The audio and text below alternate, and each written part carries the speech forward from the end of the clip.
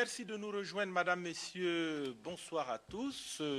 Invité de ce jour, Monsieur Abdoul Majid Kassogbia, qui est de nationalité congolaise, de la RDC. Monsieur Kassogbia, bonsoir. Bonsoir. Vous êtes prédicateur musulman, vous êtes à Ouagadougou pour une activité que vous allez aborder avec nous tout à l'heure.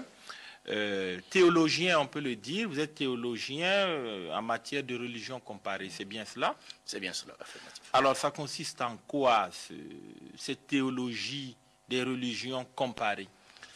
Oui, disons, je commencerai d'abord par louer Dieu. Il a envoyé ses messagers pour nous montrer la voie droite, pour qu'après le passage des messagers, nous ne puissions avoir aucun argument échappatoire devant le tribunal de Dieu. Et je demande à Dieu de verser sa grâce sur notre vénéré prophète Mohammed, sur les membres de sa famille, ainsi que sur tout prophète véritablement envoyé par Dieu dans le but de tirer les êtres humains des ténèbres spirituelles vers la lumière parfaite. En fait, l'étude des religions comparées, elle est plus qu'importante et plus que nécessaire dans notre société d'aujourd'hui parce qu'elle nous permet, n'est-ce pas, de comprendre ce que les autres ont comme vision, n'est-ce pas, de Dieu, vision de la prophétie et vision même de la société. Et lorsqu'on a une connaissance mutuelle entre nous, on saura, n'est-ce pas, comment se respecter mutuellement dans la société et ne pas dépasser les limites. Et cela nous permettra, n'est-ce pas, de vivre en paix. D'accord, on va revenir sur ce point précis. Déjà, vous êtes originaire de la RDC, il n'y a pas beaucoup de musulmans à RDC. En termes de pourcentage, c'est quoi exactement? Bon, disons que la RDC, bien qu'apparemment c'est un pays laïque, mais il est en consonance chrétienne. C'est-à-dire, d'abord, la population est au-delà de 70 millions d'habitants, et les musulmans ne constituent que 8 à 10%. Et la grande majorité musulmane vit à l'est du pays, parce que l'islam est rentré par l'est, par l'entremise de commerçants arabes venus d'Oman et qui sont partis en Tanzanie ou Zanzibar, et puis ils ont fait leur pénétration en RDC par l'est. Mais les chrétiens sont estimés à 85%. Disons même partout, maintenant actuellement dans toutes les régions plutôt de la RDC, vous trouvez des musulmans. Et notamment dans la capitale, à Kinshasa aujourd'hui, il y a une présence musulmane assez importante. Et quelle est finalement la raison de votre présence à Ouagadougou? Bon, le destin a permis que je sois connu, n'est-ce pas, par mes frères et sœurs musulmans du Faso, ces pays que nous aimons tous, étant donné que nous sommes des Africains.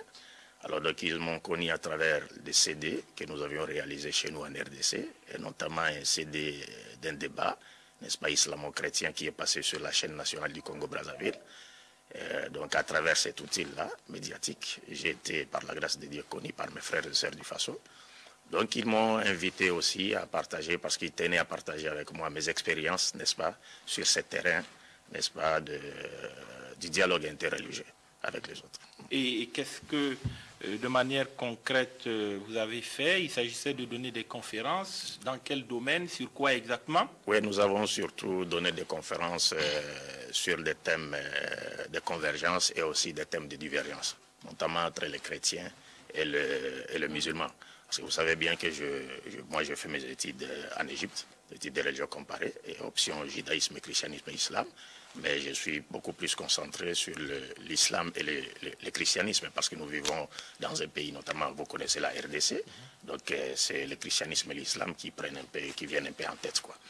Et étant donné qu'au Burkina Faso, les musulmans également côtoient les chrétiens, vivent ensemble, ainsi de suite, donc ils m'ont appelé, ils ont voulu partager avec moi mes expériences par rapport à ce sujet de l'étude des religions comparées, à ce point de l'étude des religions comparées. Est-ce qu'il n'est pas dangereux de comparer les religions, de vouloir faire des comparaisons? Est-ce que ce n'est pas la porte ouverte au jugement et puis finalement à la discorde? Bon, jugement, non. Discorde également, non. Mais nous, notre objectif, c'est quoi? Parce que d'abord, vous devez savoir que nous, en islam, la théorie de l'existence de plusieurs religions, n'est-ce pas, n'existe pas en islam. Pour l'islam, il n'y a qu'une seule religion que Dieu a révélée à l'humanité, mais cette religion a connu plusieurs dispensations prophétiques dans l'espace et dans le temps.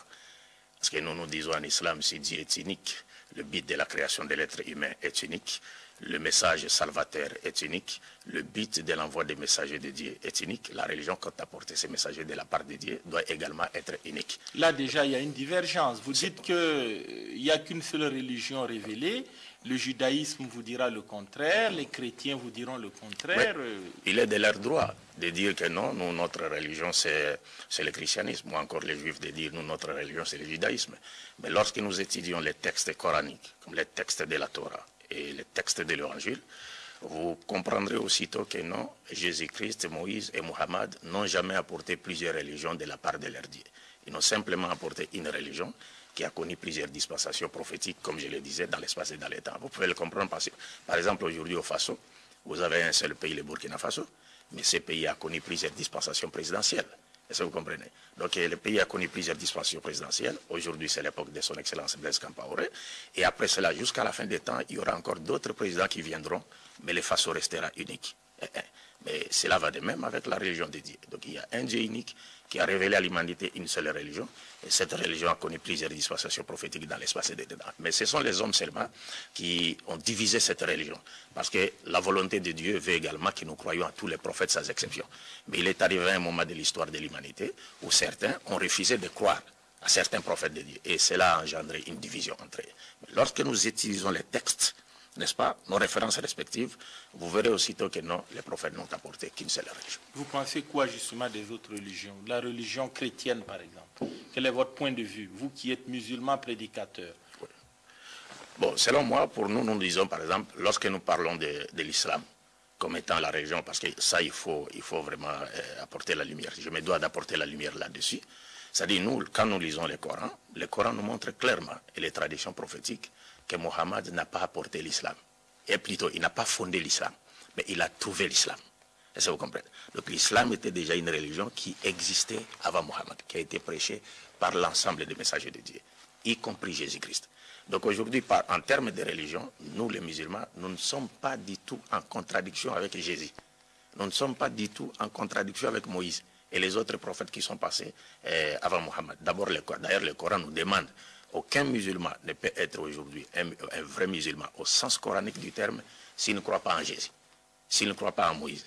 Donc il n'y a aucune contradiction entre nous et ces prophètes. Sauf qu'il peut y avoir des divergences entre nous et les chrétiens. Les chrétiens qui disent que leur religion c'est le christianisme. Et vous verrez aussitôt lorsqu'on utilise les textes du christianisme ou lorsqu'on regarde la doctrine fondamentale du christianisme, pour nous les musulmans, nous trouvons que non, cette doctrine fondamentale du christianisme n'est pas celle qui a été enseignée par Jésus-Christ. Okay. Mais la sainte doctrine qui a été enseignée par Jésus se trouve également dans la Bible. Lorsque nous examinons, nous lisons la Bible, nous trouverons la sainte doctrine qui a été enseignée par Jésus-Christ et qui a également été enseignée par tous les prophètes qui l'ont précédé, et enfin par Mohammed qui est venu après lui. On a quand même Abraham également qui est un peu le point de convergence des différentes religions monothéistes. Oui, bon, toujours, oui, quand vous dites des différentes religions monothéistes, il faut toujours les rappeler que c'est un terme que nous avons apprêté de l'Occident, c'est-à-dire la vision occidentale, ainsi de suite. Et quand vous parlez d'Abraham, c'est vrai, c'est le dénominateur commun. Il est appelé le père des croyants, le centre des vertus humaines, le père des prophètes. Mais parlant d'Abraham, Dieu nous dit dans le Coran, il n'a jamais été juif et moins encore chrétien, mais il était musulman. Dans quel sens? C'est-à-dire quelqu'un qui se soumettait à la volonté de Dieu.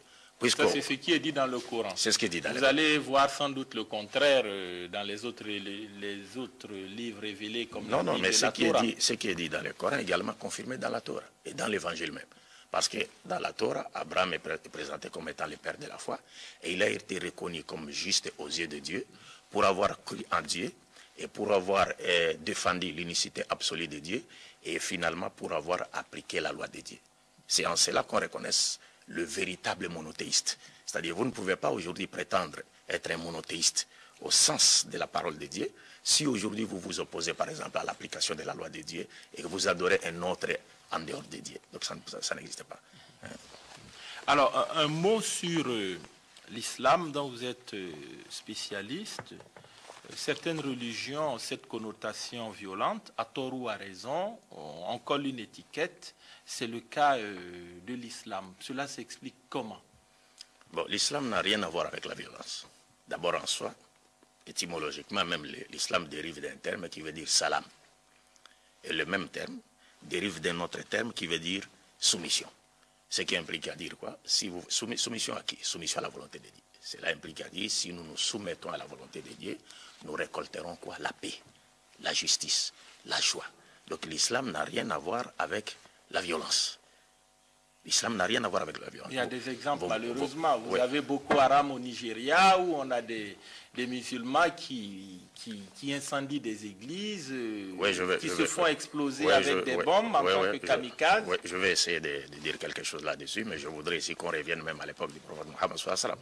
Vous êtes un intellectuel averti, et vous savez que le prophète de l'islam a vécu à la Mecque, il a été persécuté pendant 13 ans. Mais il n'a jamais levé, pendant 10 ans ou 13 ans, mais il n'a jamais levé sa main pour frapper quiconque, pendant tous ces temps-là. Jusqu'à ce qu'il a été chassé même de sa ville natale. Il a fait le gire jusqu'à Médine, où il a été accueilli par un autre peuple qui n'était pas son peuple. Bien sûr que c'était tous des Arabes, mais qui n'était pas le peuple qui vivait avec lui à la Mecque. C'est parce que l'islam ne voulait pas répondre à la violence par la violence, répondre au feu par le feu.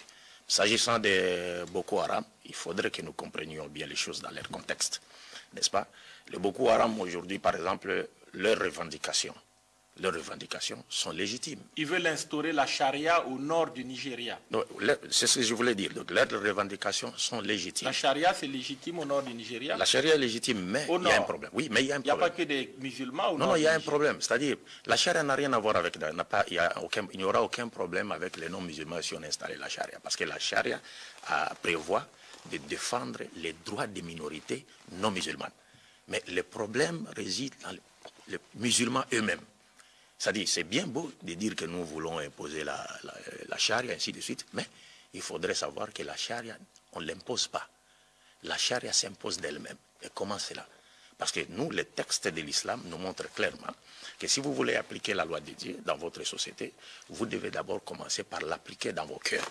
Vous devez vous-même commencer par vivre d'abord, c'est-à-dire par devenir une incarnation pratique de vraies valeurs spirituelles et morales, n'est-ce pas, de l'humanité que Dieu attend de nous. Et par après, vous tous, d'un commun accord, c'est comme dans une démocratie, vous pouvez accepter de faire quoi?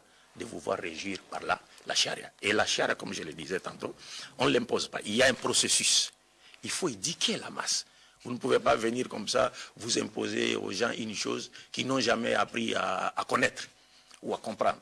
Donc il y a un processus, il y a un préalable, il faut éduquer la population, et une fois que la population aurait effectué un retour vers les vraies valeurs spirituelles et morales de l'humanité que Dieu attend de nous, la population elle-même acceptera que la charia puisse régir sa vie. Parce qu'aujourd'hui, qui est le plus grand législateur?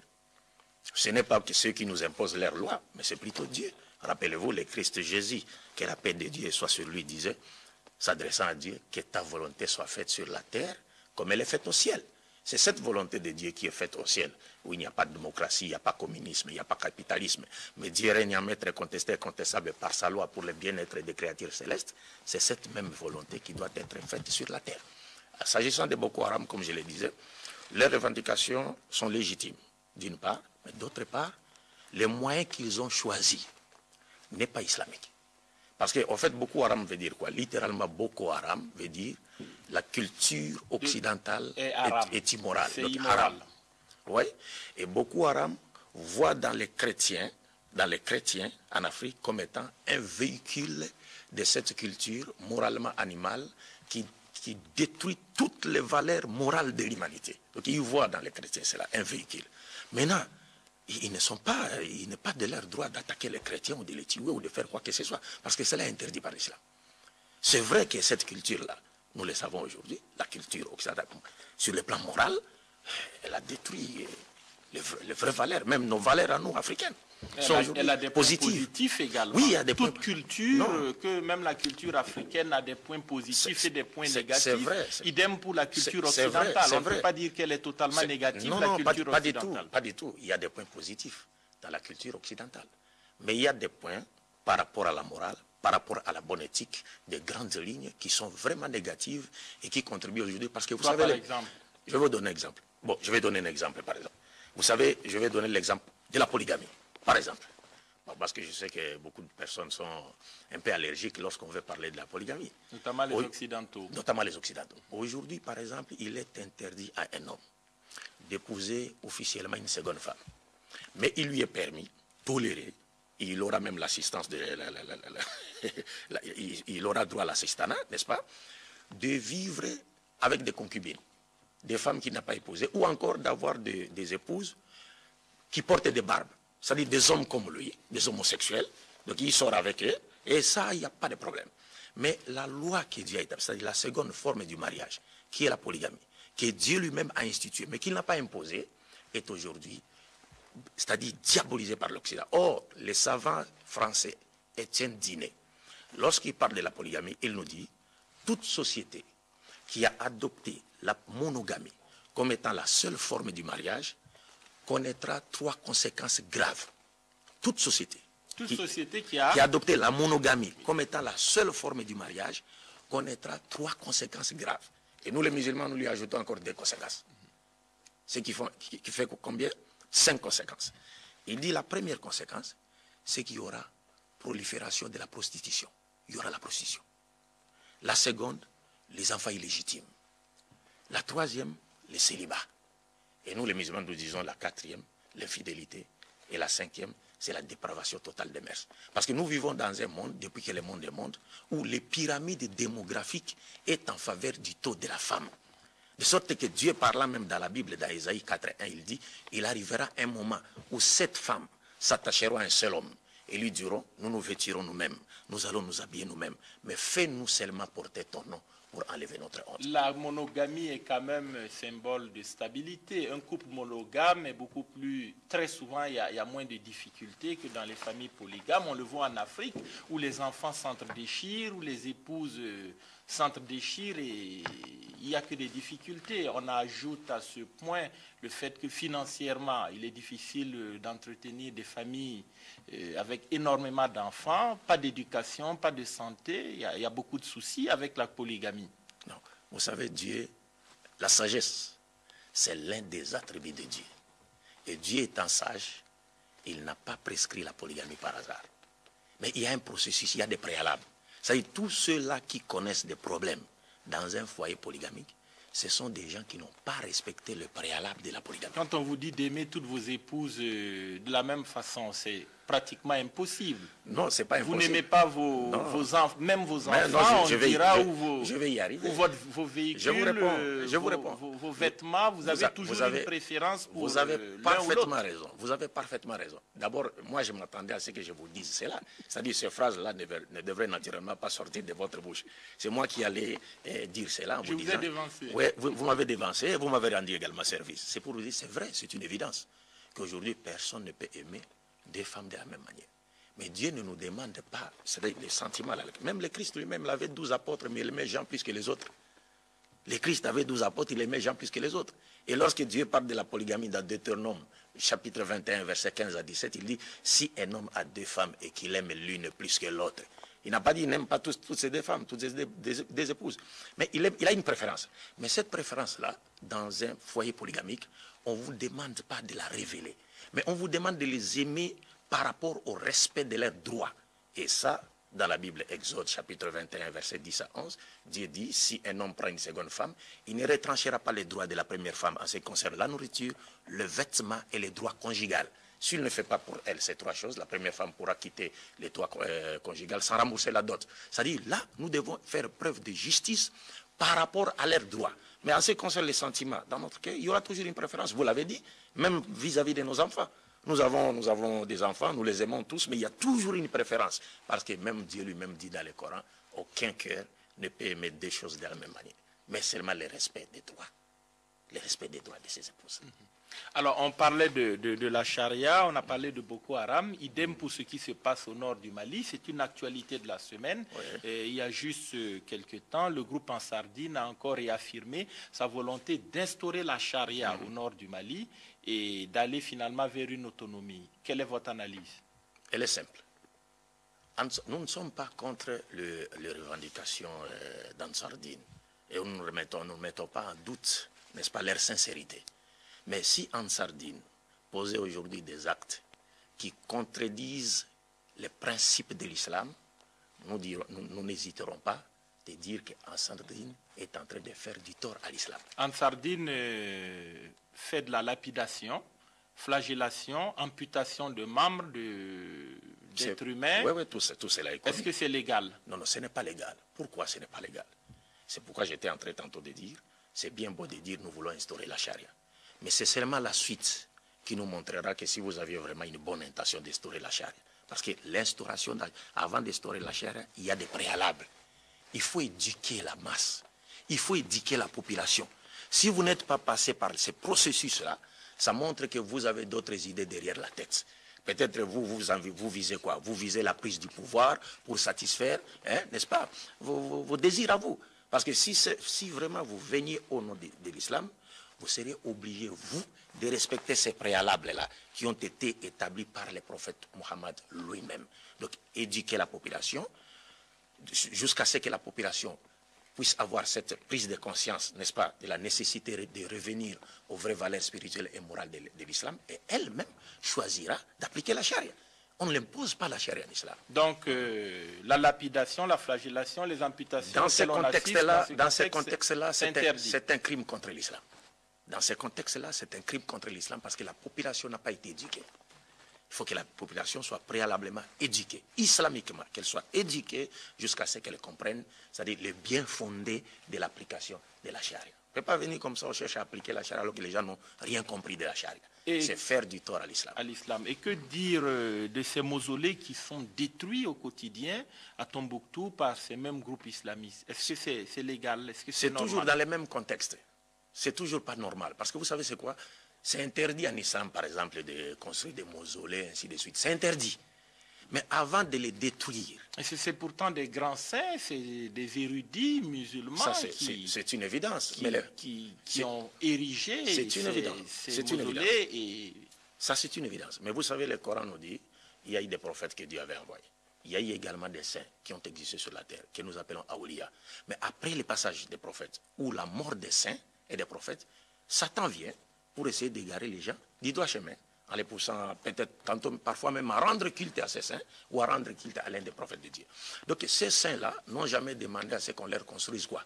Des mausolées après leur mort. Mais les gens l'ont fait. Mais comme ils l'ont fait, et que peut-être qu'ils l'ont fait sous l'empire de l'ignorance, maintenant il vous appartiendra à vous qui connaissez les textes de l'islam, qui interdisent la construction, n'est-ce pas, des mausolées, ainsi de suite, de leur faire comprendre, sur base des textes islamiques, que ces choses sont interdites en islam. Au lieu de venir comme ça et vous commencez par une violence à l'extrême, à détruire tout, vous risquez même de créer de l'animosité et soulever même vos propres frères contre vous. Et c'est ce qui se passe aujourd'hui au Mali plutôt, et c'est regrettable. Que pensez-vous de l'excision qui est également une problématique en Afrique? Dans certains pays comme le Burkina, le Mali, le Niger, de nombreux États, l'excision est pratiquée au nom également de la religion musulmane. Votre analyse? Bon, disons, oui, il y a des gens qui pratiquent l'excision au nom de l'islam, mais je leur dirais carrément que l'excision n'est pas une pratique islamique. C'est une pratique que le prophète Mohammed, la paix de Dieu soit sur lui, a trouvée, n'est-ce pas? À son époque, les gens la pratiquaient déjà, en Égypte comme partout ailleurs, mais il a fixé une règle. Parce que cela faisait partie des coutumes de certaines personnes. Il y a des coutumes aujourd'hui, même chez nous en Afrique, qui ne sont pas en contradiction avec les principes universels de l'islam. Est-ce que vous comprenez? Il a fixé une règle. Mais malheureusement, aujourd'hui, il y a des gens qui ne respectent même pas les règles qui ont été fixées par les prophètes. Et la pratique de l'excision, allais-je dire, n'est pas obligatoire en islam. Parce que les prophètes lui-même avaient des filles qui n'ont jamais été excisées. Ses compagnons avaient des filles qui n'ont jamais été excisées. Et cela relève du choix de la fille elle-même. Si elle accepte de se faire exciser, on peut l'exciser en respectant les règles qui ont été fixées par les prophètes à cette époque-là. Mais si elle le refuse, personne n'a le droit de la contraindre à se faire exciser. Parce que ce n'est pas une pratique islamique à l'origine. Alors, par rapport à cette image pas toujours reluisante de l'islam, qu'on assimile à la violence, vous qui êtes un spécialiste, qu'est-ce que vous suggéreriez pour améliorer cette image? Que faut-il faire? Vous savez, notre prophète, donc le dernier prophète de l'islam qui est Mohammed, la paix de Dieu soit sur lui, c'est aujourd'hui, nous savons nous vivons dans un monde où nous voyons les musulmans eux-mêmes. D'abord, ils ternissent l'image de leur religion. Et les ennemis également de l'islam, n'est-ce pas, s'acharnent également à ternir l'image de l'islam. Mais à l'époque de Mohammed, de notre prophète, c'était un cas un peu contraire. Parce qu'à son époque, les musulmans ne ternissaient pas l'image de l'islam. Ce sont les non-musulmans qui cherchaient à ternir l'image de l'islam. Et qu'est-ce que le prophète donnait comme réponse à cette démarche? C'était le valeur. Promouvoir le vrai valeur morale, c'est-à-dire montrer à ces gens-là la juste valeur humanitaire et salvatrice de l'islam, qui n'est venue que pour leur bien-être. Et le prophète n'a pas cédé à la provocation, c'est-à-dire il n'a pas répondu à la violence et par la violence. Il y a des gens qui ont frappé le prophète Mohammed. Il est arrivé un moment où quelqu'un est rentré même dans la mosquée, hein, il a pissé même dans la mosquée. Est-ce que vous comprenez? Il a pissé dans la mosquée et les compagnons qui étaient tout autour du prophète ont voulu se saisir de lui pour lui donner une leçon. Et qu'est-ce que le prophète a dit? Laissez-les finir son besoin. Il a fini les besoins et par après, le prophète Mohammed lui a fait comprendre que non, ça c'était un lieu de prière. Ce n'était pas un lieu d'aisance où on devait se soulager. Donc prochainement, si vous voulez vous soulager, vous devez sortir, vous éloigner de la mosquée pour aller faire ailleurs. Si ce monsieur le faisait, si ça se repassait au Pakistan ou en Afghanistan, non, c'est ce que j'allais dire. Il serait brûlé vif. Pas au Pakistan, c'est-à-dire même ici, peut-être au Burkina. Si par exemple un homme musulman rentrait dans une mosquée et pissait dans une mosquée aux vies des musulmans, mais peut-être qu'ils vont oublier même cet enseignement du prophète Mohammed. Donc vous comprenez? Donc c'est ce qui fait la différence qui existe entre l'islam en soi et les musulmans qui sont appliqués à faire quoi? À vivre les valeurs universelles, les valeurs morales universelles de l'islam. Vous comprenez ça? Oui, donc la réponse que nous pouvons aujourd'hui donner, ce n'est pas répondre à la violence par la violence. Sinon nous tomberons dans les pièges des ennemis. Vous tombez dans les pièges des ennemis. Parce qu'il y a ceux aujourd'hui qui racontent des bobards sur l'islam par ignorance. Et d'autres le font par haine. Parce que l'islam serait une barrière à leurs intérêts, ainsi de suite. Est-ce que vous comprenez? Mais nous devons, dans ce contexte-là, nous devons simplement de faire passer le message de l'islam. Après l'avoir vécu, nous-mêmes, nous devons vivre ces messages et chercher à faire connaître l'islam aux autres. Parce qu'il arrive des fois que les gens nous attaquent, comme je venais de le dire, par ignorance. Mais après avoir acquis la connaissance, après avoir connu la chose, aujourd'hui, il y a des savants en Occident qui prennent la défense de l'islam. Parce qu'ils ont compris que l'islam n'a rien à voir avec tout ce qui s'est passé. L'islam n'a rien à voir avec ça. Alors, on a vu, pourtant, toutes les autres religions sont soumises aux mêmes difficultés. On a vu des films, on a des écrits qui ont dépeint, par exemple, Jésus-Christ sous un angle pas très reluisant. Il n'y a pas eu ces réactions à chaud, à la limite épidermique, qu'on a constatées quand il y a eu, par exemple, les caricatures de Mohamed, quand il y a eu les versets sataniques du Coran. On a l'impression que dès qu'on touche à la religion musulmane, il y a problème. C'est vrai, c'est vrai. Et vous avez dit, je vais commencer par cette phrase-là, la dernière partie de votre phrase. Dès qu'on touche à la religion musulmane, il y a un problème. Et je vous ai dit ici que l'islam était la religion prêchée par tous les prophètes. Rappelez-vous que lorsque le film La dernière tentation de Jésus-Christ a été projeté pour la première fois en France, qui montrait Jésus, et il a eu des relations intimes avec une femme, il a eu des enfants, et ainsi de suite, alors que nous, en islam, nous savons que Jésus ne s'est jamais marié, il n'a jamais eu des enfants. Les musulmans se sont également soulevés contre ce film-là. Et c'est normal que les musulmans se soulèvent contre ce genre de choses, parce que la personne des prophètes pour nous est sacrée. Et nous savons que les prophètes sont les réceptacles, n'est-ce pas, qui reçoivent la volonté de Dieu, qui nous vient du ciel, pour qu'ensuite la transmettre aux hommes. C'est vrai, on peut se soulever, mais dans le respect des principes de l'islam. Et non aller casser, tuer les gens, parce que ça n'a jamais existé. Le prophète Mohammed était la première personne à avoir subi cela.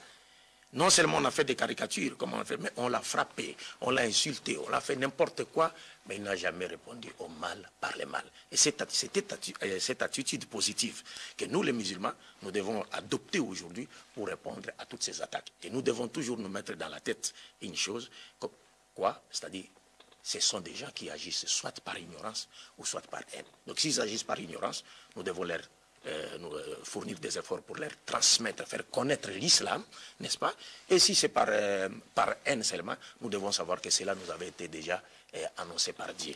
Tous les prophètes de Dieu l'ont connu, leurs compagnons l'ont connu, mais ils ont fait preuve de patience parce qu'ils étaient dépositaires et transmetteurs des messages salvateurs pour l'humanité. D'aucuns n'hésitent pas à dire qu'une des difficultés au niveau de la religion musulmane vient du fait que les personnes apprennent le Coran, le mémorisent par cœur, sans véritablement le connaître, sans prendre la mesure du contenu.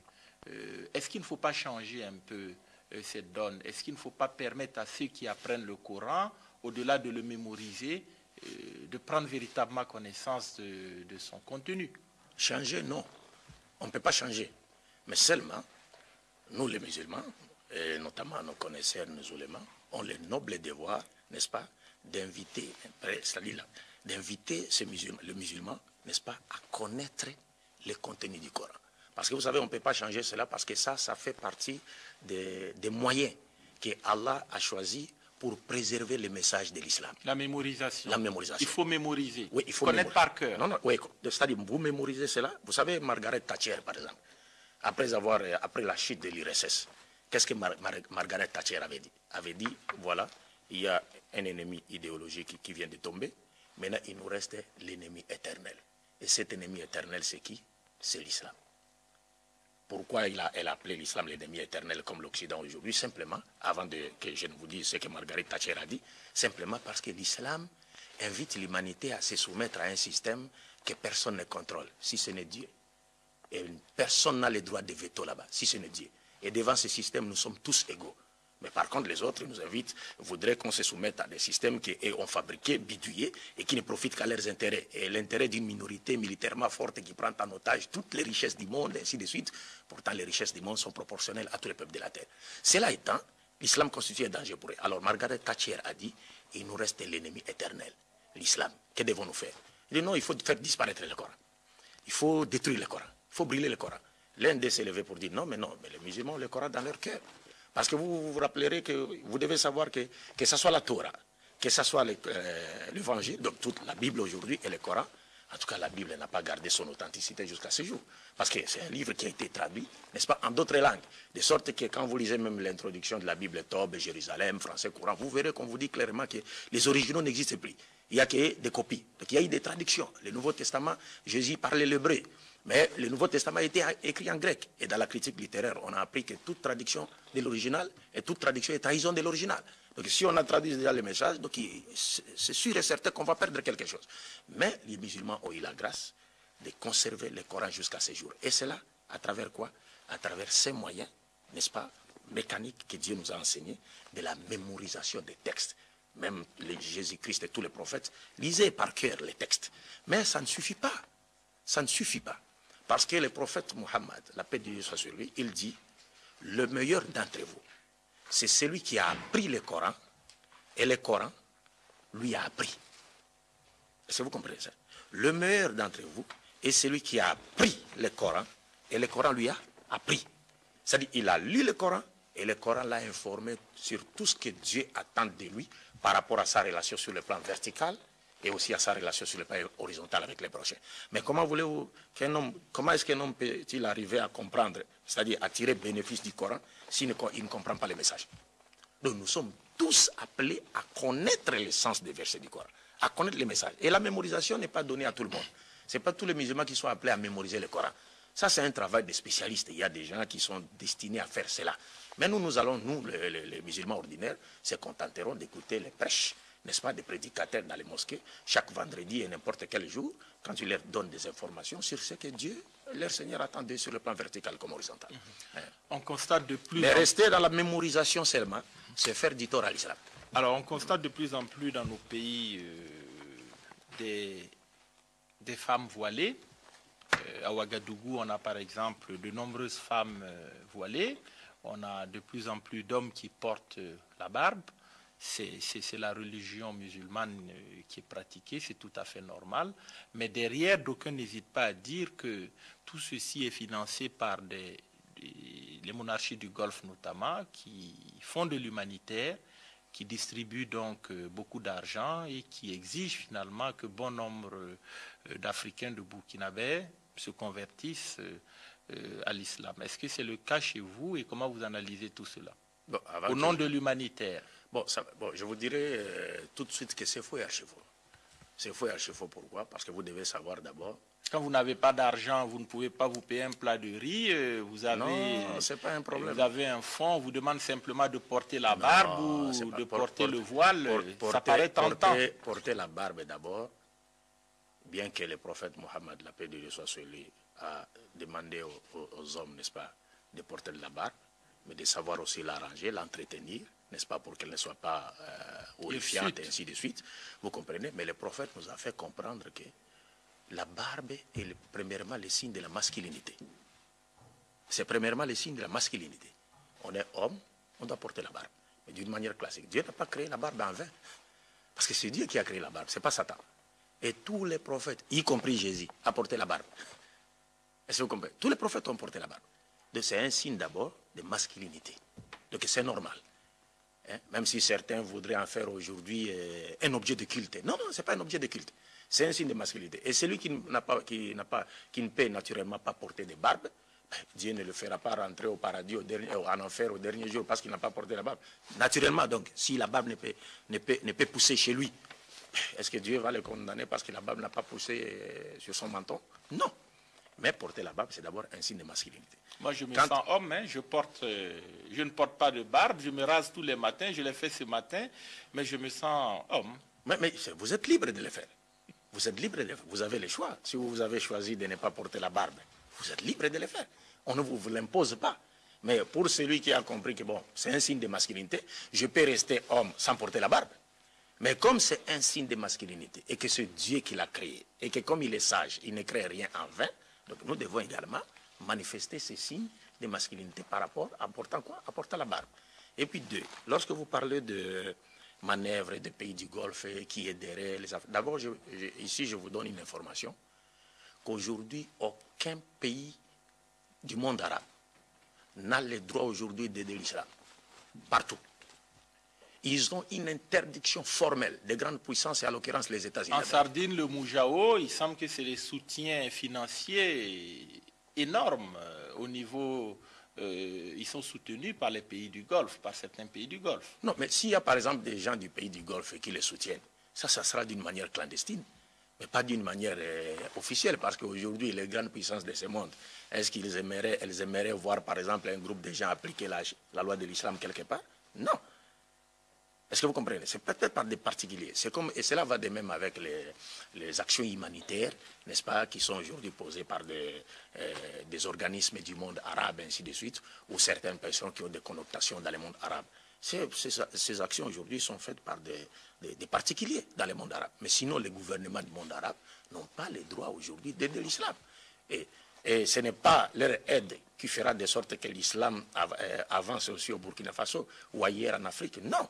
Nous devons, nous les musulmans, partout où nous nous trouvons, de développer nos propres moyens sur le plan local, devant nous permettre, n'est-ce pas, de promouvoir l'islam, de confirmer une présence active de l'islam sur le terrain, une présence responsable. Donc on n'a pas besoin de l'aide de l'extérieur. Le plus grand pays musulman dans le monde aujourd'hui, c'est l'Indonésie. C'est l'Indonésie, qui n'a rien à voir avec les Arabes. C'est le plus grand pays musulman du monde. Et quand s'agissant du voile, il y a des gens qui portent, des filles qui porteraient le voile ou des femmes. Ça, c'est leur choix. Le voile intégral, on ne voit que les yeux. Et pour des raisons de sécurité, d'aucuns n'hésitent pas à dire qu'il faut interdire le voile. Non, ça, c'est leur choix. C'est-à-dire, si elles ont choisi de se couvrir le corps, ou encore si elles ont choisi, comme les femmes occidentales, de marcher nues, en bikini, ainsi de suite, c'est leur choix. Ce que nous voyons mal seulement, c'est quoi? C'est qu'en islam, comme j'allais tantôt vous le dire, on ne contraint pas une fille à porter ou une femme à porter le voile. Et nous ne sommes pas aussi obligés à l'interdire de porter le voile. Non, non, on ne l'interdit pas. Ou bien condamner, c'est-à-dire la contraindre à enlever son voile. Si elle-même a choisi de porter le voile, après avoir suivi une éducation islamique classique, elle peut porter le voile, qui était la tenue de toutes les femmes dans toutes les églises des saints, comme nous dit la Bible. Pourtant, les talibans ont imposé le voile. Vous pensez quoi des talibans en Afghanistan, effectivement, au Pakistan? Vous avez même le chapeau taliban. Oui, vous portez le chapeau taliban. Je m'attendais à cette question. Je m'attendais à cette question. Est-ce que vous êtes un taliban africain? Oh non. Compléter ma question. Oh non, pas du tout. D'ailleurs, je me dois ici de commencer par mettre la charia vers le bas. C'est-à-dire, je commence avec la question relative à mon bonnet. Pas taliban, mais c'est afghan. C'est pas un bonnet taliban. Parce que les talibans, ce sont des gens qui sont venus de l'extérieur, sont partis s'installer en Afghanistan et ils ont trouvé déjà que c'est vrai qu'on a vu le commandant Massoud porter le même chapeau. Mais du moins pour aujourd'hui, dans notre contexte actuel, le bonnet taliban est un symbole de résistance contre c'est-à-dire un ordre mondial, n'est-ce pas, qui nous impose une culture moralement animale qui détruit toutes les valeurs, les vraies valeurs spirituelles et morales de l'humanité. Donc ça, c'est devenu un peu le symbole. Même en Occident, il y a des blancs même qui ne sont pas des musulmans qui portent les bonnets afghans, mais qui n'a rien à voir avec les talibans. Parce que moi, je ne partage pas la vision talibane et surtout. Qui ont détruit les Bouddhas de Bamiyan, qui ont fait beaucoup de tort. Quand ils ont traduit les Bouddhas, la statue des Bouddhas, là, j'étais parfaitement d'accord avec eux. Pourquoi? Parce qu'ils ont avancé une raison. Même si on peut mais là, vous êtes en contradiction. Et vous-même, vous avez dit qu'il ne faut non, pas détruire les mausolées de Tombouctou. Les Bouddhas de Bamiyan, c'est encore plus ancien. Non, je viens. C'est-à-dire, les choses doivent être comprises dans leur contexte pour ne pas en faire un prétexte. Il faut qu'on restitue cela dans son contexte. La statue de Bouddha se trouve dans un contexte différent de celui de Tombo au Mali. Pourquoi les talibans ont détruit la statue de Bouddha? Parce qu'ils ont dit, écoutez, pour l'entretien de cette statue, ils dépensent des millions, alors qu'ils ne dépensent pas la même somme d'argent pour venir à l'aide des Afghans. Alors à quoi bon continuer à garder cette statue? C'est pour cette raison qu'ils ont détruit la statue. Parce que vous entretenez la statue. C'est comme un blanc, par exemple, en Europe, vous pouvez trouver là-bas. On offre à des chiens de la bonne nourriture, n'est-ce pas? Mais qu'est-ce qu'ils envoient aux Africains quand il y a un problème ici en Afrique? C'est-à-dire, les chiens mangent même mieux qu'un Africain lorsqu'on veut lui apporter assistance. Alors les talibans ont dit, mais non, la statue, elle est entretenue, on dépense des millions, alors que la même somme n'est pas allouée pour venir en aide aux talibans, plutôt aux Afghans. Alors ça sert à quoi? Il faut casser la statue. Mais moi, je suis contre, par exemple, aujourd'hui, que les talibans puissent imposer la charia sans passer par le processus qui a été établi par le prophète lui-même, c'est-à-dire l'éducation de la masse. La charia, on ne l'impose pas, elle s'impose d'elle-même. Tous nos oulémas, que ce soit en Arabie Saoudite, nos frères qui sont sortis des universités islamiques du monde arabe, les oulémas leur disaient toujours, écoutez, si vous voulez appliquer la charia, commencez d'abord par l'appliquer dans vos cœurs. Et elle s'appliquera elle-même dans votre société. C'est tout. Quand les gens comprendront les bien fondés de la charia. Parce qu'au fait, vous savez, en tant qu'intellectuel, parce que moi j'ai fait l'étude de religion comparée, lorsque nous lisons dans la Bible, les psaumes, on nous dit, mais la loi de Dieu est juste, elle est droite, elle est parfaite, elle restaure l'âme. Dans les jardins d'Éden, Dieu a voulu qu'il nous a donné l'exemple par le premier échantillon de la race humaine, qui était donc composé d'Adam et Ève. Mais leur vie était caractérisée par quoi? Après la foi en Dieu, la connaissance d'un Dieu unique, ils devaient faire ce que Dieu leur avait demandé de faire et s'abstenir de faire ce que Dieu leur avait interdit de faire. Qu'est-ce qui s'est passé? C'est Satan qui est venu. Et qu'est-ce qu'il a voulu faire? Il les a poussés à commettre le péché. En leur disant, non, Dieu sait que le jour où vous en mangerez, vous deviendrez... fameuse pomme dans le jardin d'Éden. Vous deviendrez comme de Dieu connaissant les biens et les mal. Ça veut dire quoi? Ça veut dire vous prendrez maintenant la place de Dieu. Donc ce n'est pas à Dieu qu'il appartiendrait de vous définir ce qui est bien pour vous, de ce qui ne l'est pas. C'est vous-même maintenant qui commencerez dorénavant à définir ce qui est bien pour vous, de ce qui ne l'est pas. Et c'est ce qui se passe avec l'Occident. Tout ce que Dieu a interdit, il nous dit qu'il faut le faire. Tout ce que Dieu a ordonné, il ne faut pas le faire, faites le contraire. Vous pensez que... Vous voulez conclure que l'Occident, c'est Satan? Non, je n'ai pas dit que je ne conclurai pas en disant que l'Occident, c'est Satan. Mais je vous rappelle simplement que selon les prophéties bibliques et selon les enseignements islamiques, les pays occidentaux, actuellement, les gouvernements occidentaux, politiques, sur le plan politique, pas les occidentaux, les citoyens ordinaires, sur le plan politique, sont présentés dans la Bible, dans les prophéties de Daniel, comme d'Apocalypse, et dans le Coran, comme étant des outils du diable qui vont détourner l'humanité de la loi de Dieu. Parce que Dieu veut que nous vivions sur cette terre et que nous acceptions que sa loi puisse régir notre vie. Mais c'est eux qui nous détournent de cela. Et c'est pourquoi il y a toujours ce qu'on appelle choc des civilisations. Et cela a été annoncé dans la Bible lorsqu'on dit dans la prophétie, je mettrai une inimitié entre ta postérité et la postérité de la femme. Celle-ci, tu la mordras au talon, mais celle-ci t'écrasera la tête. C'est pourquoi. Parce que Satan a détourné l'humanité de la loi de Dieu. C'est pourquoi nous, les musulmans, aujourd'hui, nous ne croyons pas, par exemple, au péché originel, comme cela est enseigné par le christianisme. Nous disons non, le péché originel n'existe pas. Parce que le péché d'Adam n'était pas un péché inné, c'était un péché volontaire. Adam avait le libre choix de choisir, de transgresser la loi de Dieu, comme de ne pas la transgresser. Le péché originel n'existe pas parce que nous ne naissons pas avec le péché originel, mais nous perpétuons le péché d'Adam. C'est-à-dire qu'à chaque fois que l'humanité se détournera de la loi de Dieu, comme l'ont fait Adam et Ève dans les jardins d'Éden, sur instigation du diable, nous serions en train de perpétuer le premier péché. Celui qui consiste à se détourner de la loi de Dieu au détriment d'un système que nous allons nous-mêmes inventer et en remplacement du système de qui? Du système de Dieu. Voilà, on va terminer avec 2 points d'actualité concernant votre pays, votre région. Un mot déjà sur cette rébellion à l'Est, dans le Kivu, à l'Est de la RDC. Il y a des négociations qui sont en vue en Ouganda. Est-ce que vous pensez que finalement on ira un jour vers la stabilité et la paix dans votre pays, qui est pourtant immense avec de nombreuses richesses? Nous l'espérons bien, mais nous disons toujours, nous restons toujours pessimistes. Parce que vous êtes sans le savoir en tant qu'intellectuel, je pense que vous avez lu quelque chose sur la conférence de Berlin, n'est-ce pas? Que les puissances de l'époque ont organisé pour se partager l'Afrique. Balkanisation. Balkanisation, vous comprenez? Et les titres même, c'était quoi? C'était sur le Congo et l'Afrique. C'est-à-dire le Congo, RDC et l'Afrique. Donc on a séparé le Congo de l'Afrique comme si le Congo ne faisait pas partie de l'Afrique. Parce que le Congo, c'est le moteur de l'Afrique. Il y a 3 pays en Afrique qui sont des principaux axes d'où pourra venir demain le développement de toute l'Afrique. C'est la RDC, le Nigeria et l'Afrique du Sud qui viennent en tête. Et ces pays-là sont toujours, il y a toujours la main des autres dessus.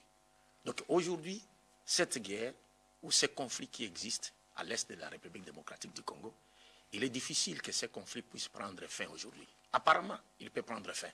Mais même si toute l'Afrique se réunissait pour chercher à mettre fin à ces conflits, nous ne sommes pas optimistes, parce que les prophètes nous demandent d'être pessimistes plutôt, mais les prophètes nous demandent d'être optimistes. Mais par rapport, après avoir fait la lecture de tout ce qui se passe dans le monde, parce que nous savons qui sont derrière ces conflits.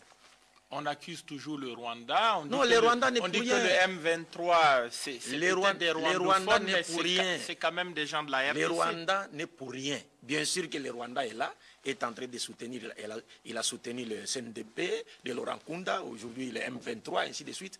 Mais tous ces groupuscules rebelles, y compris les Rwandais, n'y sont pour rien. Est-ce que ce n'est pas parce que les gens de l'Est, justement, sont considérés souvent comme des citoyens de seconde zone par rapport aux autres Congolais? On dit qu'ils sont rwandophones, ils sont plutôt rwandais, il faut qu'ils repartent chez eux. Non, mais s'ils devaient repartir chez eux, ne veut pas dire venir occuper les territoires. Si vous voulez repartir chez vous, mais qui vous interdit de repartir? Ils sont du Rwanda, ils sont de la RDC, ce sont des Congolais. Non, mais s'il y a des Congolais, n'est-ce pas? Parce qu'aujourd'hui, vous savez, après avoir partagé l'Afrique, nous nous sommes retrouvés avec des tribus qui existaient, par exemple, au Burkina, les frontières du Burkina avec le Mali. La même tribu existe au Burkina comme au Mali. Exact. Ça, c'est pas un problème, ça. Mais c'est que nous devons comprendre les choses au-delà de ce qui nous est présenté aujourd'hui par les médias occidentaux. Parce que nous savons que ces conflits-là, c'est eux qui sont derrière ça. C'est eux qui veulent. C'est un conflit décidé. C'est une guerre politique. C'est décidé. C'est comme ça. Vous pouvez aujourd'hui prendre la décision. Vous, les Africains, vous vous réunissez quelque part. Vous prenez la décision de mettre fin à ces conflits et ils ne vous permettront jamais de mettre fin à ces conflits. Parce que la politique en Afrique n'est pas l'apanage des Africains. Est-ce que vous comprenez? Nous n'avons pas le pouvoir sur notre propre politique. Nous sommes toujours téléguidés. Il y a toujours une main qui va venir ou une voix qui va se faire entendre là-bas pour nous imposer quelque chose. C'est cela. Donc nous devons avoir cette prise de conscience et comprendre les choses telles qu'elles sont pour pouvoir un jour nous libérer. Donc on n'hésite pas à dire qu'il faut morceler la RDC. C'est un pays tellement énorme qu'il est difficilement gouvernable. C'est vrai qu'on a de longues distances. On parcourt pratiquement 1500 km pour quitter Kinshasa et se rendre à Kisangani, je crois. Kinshasa, Goma, c'est 2000 km. Alors, est-ce que c'est gérable, un tel pays? Je vous disais, oui, c'est gérable, facilement gérable. Mais il y a des gens qui veulent que ces pays ne soient pas gérés. Et je pense que vous connaissez, en tant qu'intellectuel, vous connaissez l'histoire de notre pays. il y a eu des nationalistes, et ainsi de suite. Quel a été leur sort? Vous les connaissez? Les Lumumba, les Kabila. Et parce qu'ils ne veulent pas. Et la preuve, c'est quoi? Herman Cohen, du département américain, et qui est chargé des affaires africaines au département américain, qu'est-ce qu'il a dit? Il a dit noir sur blanc. Il a dit noir sur blanc, les Kivu appartient au Rwanda. Qu'est-ce qu'il cherche? Le Kivu appartient au Rwanda. Mais qu'est-ce qu'il cherche? Qu'est-ce qu'il veut dire par là? Mais c'est tout, c'est décidé. C'est décidé. Et qu'encore, faudra-t-il que les Africains comprennent cela. Parce qu'aujourd'hui, nous restons la seule réserve mondiale ou du monde qui assurera demain la survie même de l'humanité tout entière. Et donc, étant la seule réserve du monde sûre, ils ne nous laisseront pas tranquilles. Il y aura toujours des conflits chez nous. Il y aura toujours des conflits, parce qu'ils vivent de ces conflits et ils veulent qu'il y ait toujours des conflits. Alors, il y a quelques jours, la Belgique a relancé le fameux dossier Lumumba. On parle de réouvrir le procès, essayer d'en savoir davantage. Est-ce qu'il est nécessaire finalement de retourner le couteau dans la plaie, comme disent certains? Pour nous, cela n'est pas du tout nécessaire, parce que la Belgique elle-même, c'est elle-même qui avait organisé l'assassinat de Lumumba. Elle ne peut pas venir aujourd'hui pour nous dire donc on doit ouvrir encore les dossiers pour essayer de voir clair. Non, elle sait, elle connaît. C'est elle qui avait organisé l'assassinat de Lumumba. C'est comme si on était en train de jouer avec nous, parce qu'il y a certaines choses qu'ils nous ont fait dans le passé, ils continuent à nous les faire aujourd'hui, et ils vont encore nous les refaire demain, mais le peuple africain restera toujours, ne comprendra toujours pas. Mais la Belgique connaît, c'est elle qui a organisé ça. Ça se connaît, les documentaires sont là avec les témoignages des ambassadeurs américains, des ambassadeurs belges, des hommes politiques belges. C'est connu de tout le monde, ça. Ça, ce sont des mascarades, ainsi de suite, pour essayer un peu, parce que la Belgique, par rapport à la RDC, commence un peu à perdre le terrain avec l'avancée de la Chine, ainsi de suite. La Chine qui s'est décidée un peu d'inonder les marchés africains. Donc, les gens commencent un peu à chercher à faire certaines choses pour qu'on leur redonne confiance. C'est dans ce sens-là que la démarche de la Belgique doit être comprise. Sinon, ça n'a pas d'intérêt. Ça n'a pas d'intérêt. Comment vous avez apprécié l'attitude du président français, François Hollande, lors du dernier sommet de la francophonie à Kinshasa, qui a boudé en griffe le président Joseph Kabila? Bon, il a manifesté ouvertement son mécontentement par rapport aux élections qui n'auraient pas été bien tenues. Ça n'a rien à voir avec les élections. En réalité, son attitude n'a rien à voir avec les élections. Officiellement, la France a expliqué cela en disant qu'il n'y a pas d'élection, il n'y avait pas d'élection crédible au RDC. Vous êtes un intellectuel et je pense que vous maîtrisez ces choses-là mieux que moi. Donc ça, c'est la version officielle. La version officielle, c'est quoi? Mais j'allais vous dire quoi? Vous savez qu'avec l'Occident, par exemple aujourd'hui, pour l'Occident, ils ne peuvent parler de démocratie en Afrique que si cette démocratie sert à leurs intérêts.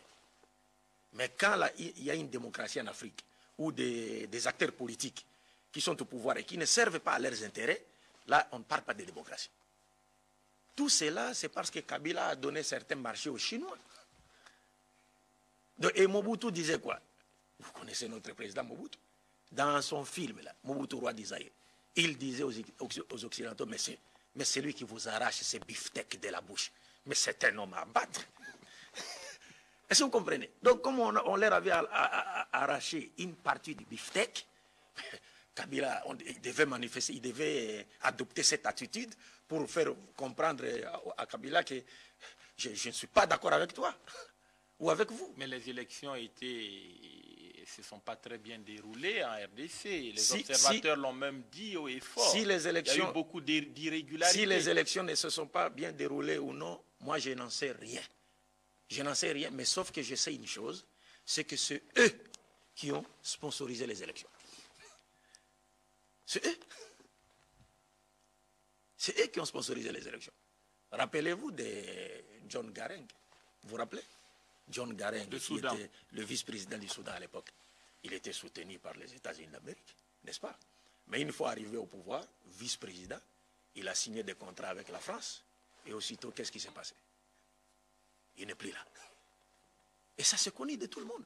C'est connu de tous. Alors, on termine avec un autre pays voisin du vôtre. Je vous rappelle que je suis théologien en religion comparée. Je ne suis pas politicien. Je ne fais pas la politique.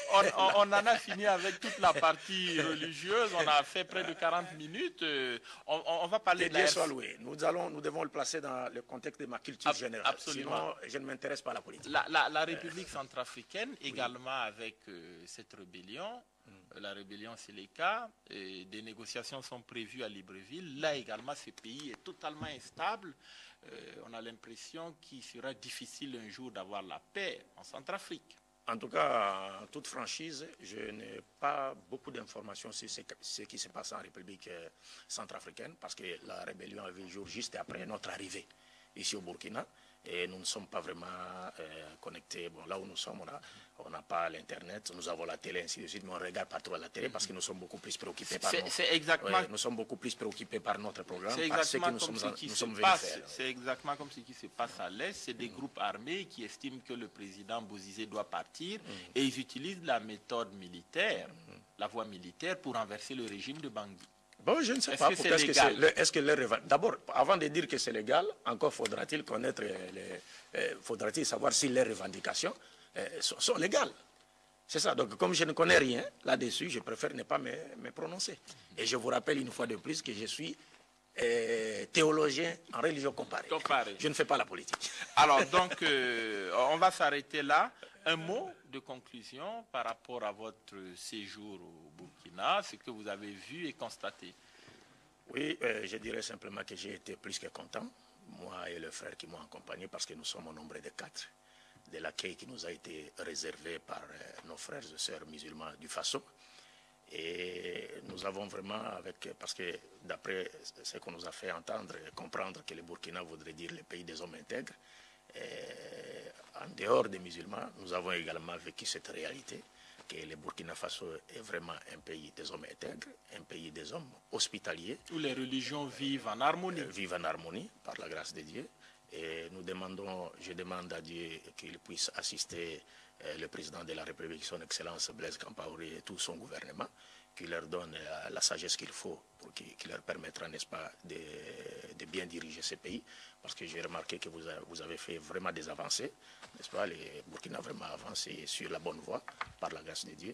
Et quant à mes frères chrétiens, en Adam, je leur dirais simplement que vous devez chercher à comprendre l'islam, à étudier l'islam, vous renseigner sur l'islam, parce que l'islam n'est pas une religion autre que celle qui a été apportée par Jésus.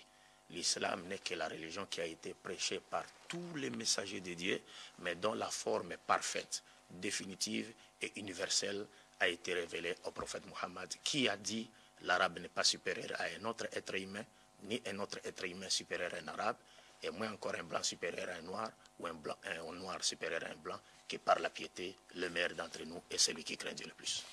Voilà, on va s'arrêter là. Je rappelle que nous recevions donc M. Abdoul Majid Kassogbia, qui nous vient de la RDC. Bon retour dans votre grand et beau pays. Merci beaucoup. Actu Hebdo qui s'achève pour aujourd'hui. Merci de nous avoir suivis et à bientôt.